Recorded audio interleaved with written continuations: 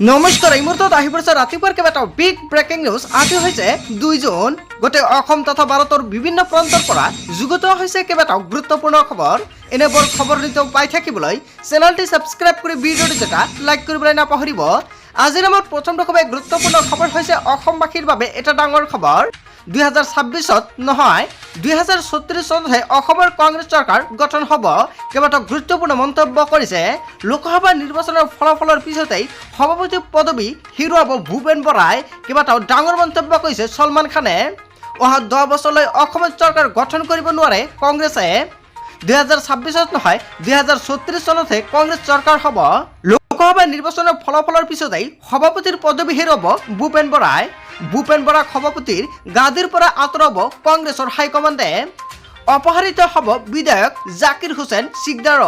লোকসভা নিৰ্বাচনৰ ফলাফলৰ পিছতেই প্ৰদেশ কংগ্ৰেছৰ সভাপতি হ'ব গৌৰৱ গগৈ। গৌৰৱ গগৈক দিয়া হ'ব অসমৰ দায়িত্ব। 2036 চনত কংগ্ৰেছ চৰকাৰ হ'লে এই চৰকাৰৰ শক্তিশালী মন্ত্ৰী হ'ব সলমান খান। চেঙা সমষ্টিত কংগ্ৰেছৰ পৰা টিকট পাব সলমান খানে।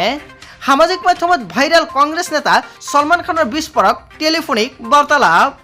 কংগ্ৰেছ নেতা সলমান খান আৰু এজন কংগ্ৰেছী নেতাৰ বিস্ফোৰক টেলিফোনিক বাৰ্তালাপক লৈ এইবাৰ হলঠেকত পৰিছে প্ৰদেশ কংগ্ৰেছ। অহা 10 বছৰলৈকে অসমত চৰকাৰ গঠন কৰিব নোৱাৰে কংগ্ৰেছে।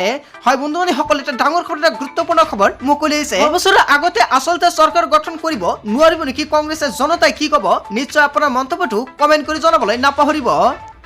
তাৰ পিছত অসমবাসী ৰাইজক জনাইছো আমাৰ 2 নম্বৰটো খুবেই গুৰুত্বপূৰ্ণ খবৰ। লগতে এটা ডাঙৰ খবৰ, চীনৰ পৰা ধন লৈ ৰাজনীতি কৰিছে কংগ্ৰেছে। গৌৰৱ গগৈৰ বিৰুদ্ধে বিস্ফোৰণ ৰূপজ্যোতি কৰ্মী। এই মুহূৰ্তে অসমবাসী ৰাইজক জনাইছো আন এটা ডাঙৰ খবৰ, এটা গুৰুত্বপূৰ্ণ খবৰ মুকলি আহিছে। চীনৰ পৰা ধন লৈ ৰাজনীতি কৰিছে কংগ্ৰেছ চৰকাৰে, এনেকুৱা এটা ডাঙৰ প্ৰশ্ন উত্থাপন হৈছে।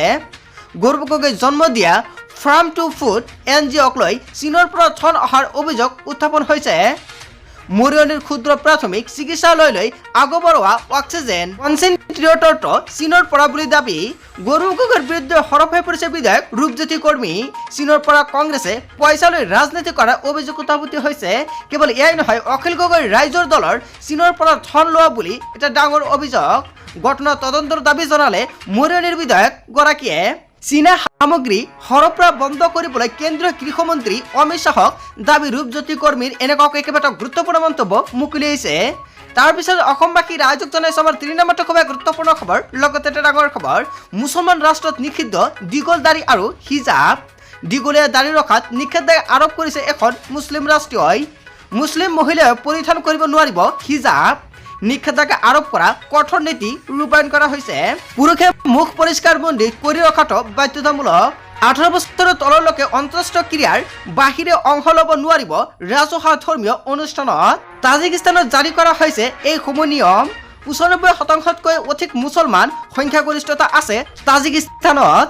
দীঘলকৈ দাড়ি ৰখাত নিষেধাজ্ঞা আৰোপ এখন মুছলিম ৰাষ্ট্ৰীয়ত। হয় বন্ধুসকলে, এটা ডাঙৰ খবৰ, এটা গুৰুত্বপূৰ্ণ খবৰ মুকলি আহিছে।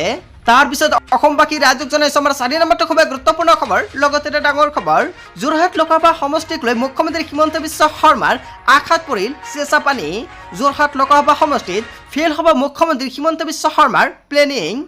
দিনে নিশাই দেহে কেহে খাটিও যোৰহাট উদ্ধাৰ কৰিব নোৱাৰিব হিমন্ত বিশ্ব শৰ্মাই। যোৰহাট লোকসভা সমষ্টিত জয় হ'ব কংগ্ৰেছী প্ৰাৰ্থী গৌৰৱ গগৈ। গৌৰৱ গগৈৰ হাতত বিপুল ভোটত পৰাস্ত হ'ব বিজেপি প্ৰাৰ্থী তপন কুমাৰ গগৈয়ে। অগপা বিধায়ক প্ৰদীপ হাজৰিকাই সমীক্ষাই খেলি মেলি লগালে হিমন্ত বিশ্ব শৰ্মাৰ অংকত। যোৰহাট লোকসভা সমষ্টিক লৈ কৰা অগপাৰ সমীক্ষাই চিন্তিত পেলাইছে হিমন্ত বিশ্ব শৰ্মাক। তপন কুমাৰ গগৈৰ পৰাজয়ৰ মনেই গৌৰৱ গগৈৰ ওচৰত পৰাজয় হিমন্ত বিশ্ব শৰ্মা। হয় বন্ধুসকল, এনেকুৱাকৈ এটা ডাঙৰ প্ৰশ্ন উত্থাপন হৈছে। ইয়াৰ বিষয়ত জনতাই কি ক'ব? তাৰপিছত অসমবাসী ৰাইজক জনাইছো আমাৰ 5 নম্বৰটো খুবেই গুৰুত্বপূৰ্ণ খবৰ। লগতে এটা ডাঙৰ খবৰ, চৰকাৰ কাৰ আজি দেশত অন্ত পৰিল। হয় বন্ধুসকল, অৱশেষত যোৱাকালি নিশ্চয় আপোনালোকে শুনিছে, যোৱাকালি দেশত অন্ত পৰিছে নিৰ্বাচনৰ ভোট গ্ৰহণ। আৰু আজি অন্ত পৰিব দেশৰ সৰ্ববৃহৎ গণতান্ত্ৰিক উৎসৱৰ। দেশৰ 7খন ৰাজ্য আৰু এখন কেন্দ্ৰশাসিত অঞ্চলৰ মুঠ 57টা সমষ্টিত হ'ব ভোট গ্ৰহণ। অৱশেষত যোৱাকালি কিন্তু 1 জুনত কিন্তু সম্পূৰ্ণকৈ ভোট গ্ৰহণ সম্পন্ন হৈ গৈছে। পুৱা 7 বজাৰ পৰা অনুষ্ঠিত হৈছিল ভোট গ্ৰহণ। ভোটাধিকাৰ সাব্যস্ত কৰিবলৈ ওলাই আহিছিল জনতা। 57টা সমষ্টিত মুঠ 904 গৰাকী প্ৰাৰ্থীৰ মাজত ভোট যুদ্ধ হৈছিল। আৰু যোৱাকালি উত্তৰ প্ৰদেশ আৰু পাঞ্জাবৰ 13টাকৈ সমষ্টি, পশ্চিমবংগৰ 9টা সমষ্টি আৰু বিহাৰৰ 7টা সমষ্টিত ভোট গ্ৰহণ সমাপ্ত হৈছে। উৰিষ্যাৰ 6টা সমষ্টি আৰু হিমাচল প্ৰদেশৰ 4টা সমষ্টি, ঝাৰখণ্ডৰ 3টা সমষ্টি আৰু কেন্দ্ৰশাসিত অঞ্চলত চণ্ডীগড় এটা সমষ্টিত ভোট গ্ৰহণ সম্পন্নকৈ হৈছে। আৰু যোৱাকালি ইভিএমত বন্দী কেইবাগৰাকীও হেভিট প্ৰাৰ্থীৰ ভাগ্য। বাৰাণসী সমষ্টিত তৃতীয়বাৰৰ বাবে প্ৰতিদ্বন্দ্বিতা কৰিছে প্ৰধানমন্ত্ৰী নৰেন্দ্ৰ মোদীয়ে। বাৰাণসীৰ সমষ্টিত মোদীৰ বিপৰীতে আছে কংগ্ৰেছৰ প্ৰাৰ্থী অজয় ৰায়। ভাগ্য নিৰ্ণয় হ'ব ভোজপুৰী অভিনেতা তথা বিজেপি নেতা ৰবি কিষাণৰ। বিহাৰৰ পাটনা চাহিব সমষ্টিত প্ৰতিদ্বন্দ্বিতা কৰিছে বিজেপিৰ জ্যেষ্ঠ নেতা ৰবি শংকৰ প্ৰসাদে। কেৱল এয়াই নহয়, ভাগ্য নিৰ্ণয় হ'ব আৰজেডি নেতা লালু প্ৰসাদ যাদৱৰ জীয়াৰী মিছা ভাৰতী। ভাগ্য নিৰ্ণয় হ'ব হিমাচলৰ মাণ্ডি সমষ্টিত বিজেপি প্ৰাৰ্থী কাংগনা ৰাণাৱটৰ। ভাগ্য নিৰ্ণয় হ'ব কেন্দ্ৰীয় মন্ত্ৰী অনুৰাগ সিং ঠাকুৰৰ। বক্সাৰৰ সমষ্টিত ৰাজনৈতিক ভৱিষ্যত নিৰ্ণয় হ'ব প্ৰাক্তন IPS বিষয়া আনন্দ মিশ্ৰৰ।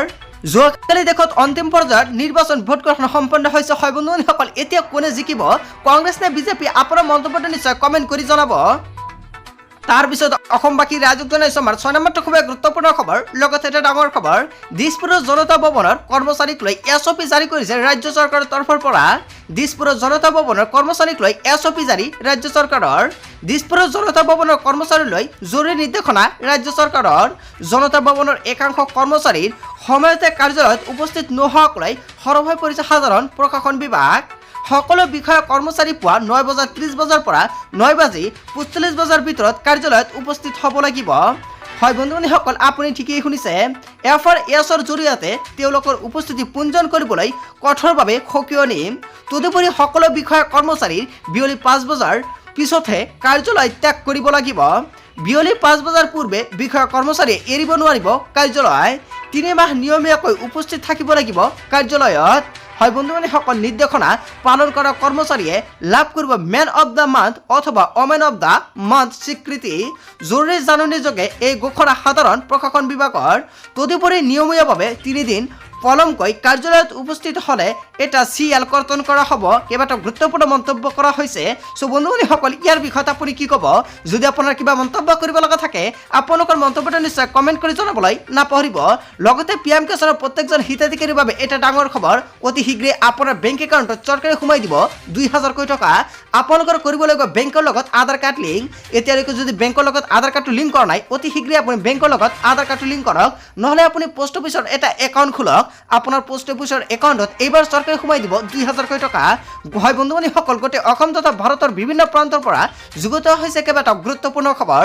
এনেবোৰ খবৰ নিতৌ পাই থাকিবলৈ চেনেলটি ছাবস্ক্ৰাইব কৰি ভিডিঅ'টো এটা লাইক কৰিবলৈ নাপাহৰিব। চ' থেংক ইউ ফৰ ৱাচিং ফুল ভিডিঅ'।